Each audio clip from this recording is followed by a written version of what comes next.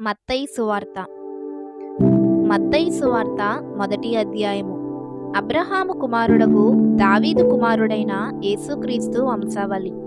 అబ్రహాము ఇస్సాకును కనెను, ఇస్సాకు యాకోబును కనెను, యాకోబు యూదాను అతని అన్నదమ్ములను కనెను.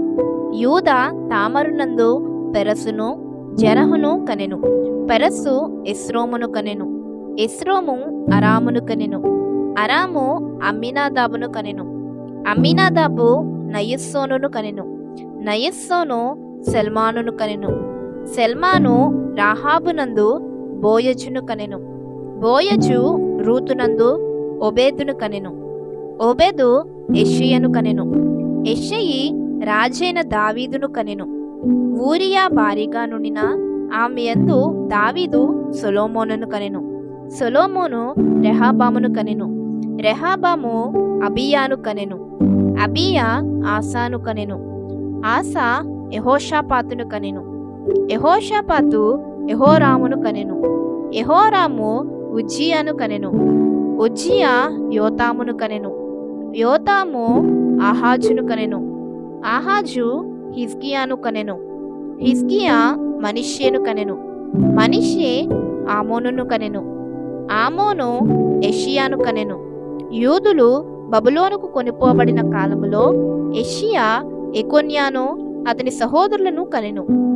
బబులోనుకు కొనిపోబడిన తరువాత ఎకొన్యా షయల్తీయేలును కనెను, షయల్తీయేలు జెరుబ్బాబేలును కనెను, జెరుబ్బాబేలు అబీహూదును కనెను, అబీహూదు ఎల్యాకీమును కనెను, ఎల్యాకీము అజోరును కనెను, అజోరు సాదోకును కనెను, సాదోకు అకీమును కనెను, అకీము ఎలుహూదును కనెను, ఎలుహూదు ఎలియాజరును కనెను, ఎలియాజరు మత్తానును కనెను, మత్తాను యాకోబును కనెను, యాకోబు మరియ భర్త అయిన యోసేపును కనెను.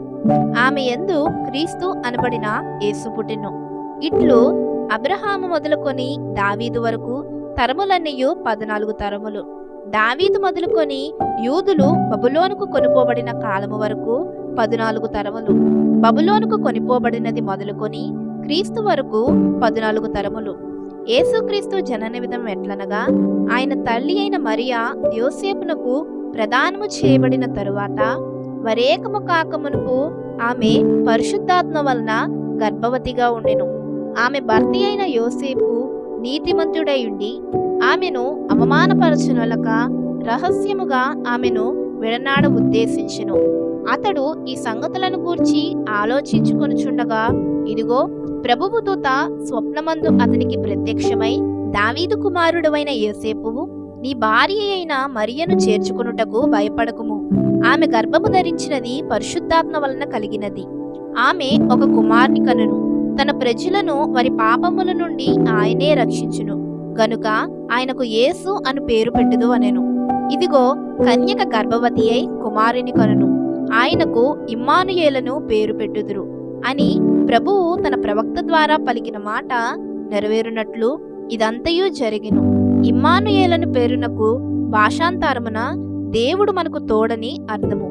యోసేపు నిద్రమేలుకొని ప్రభువు దూత తనకు ఆజ్ఞాపించిన ప్రకారము చేసి తన భార్యను చేర్చుకొని ఆమె కుమారుని కనువరకు ఆమెను ఎరుగకుండెను.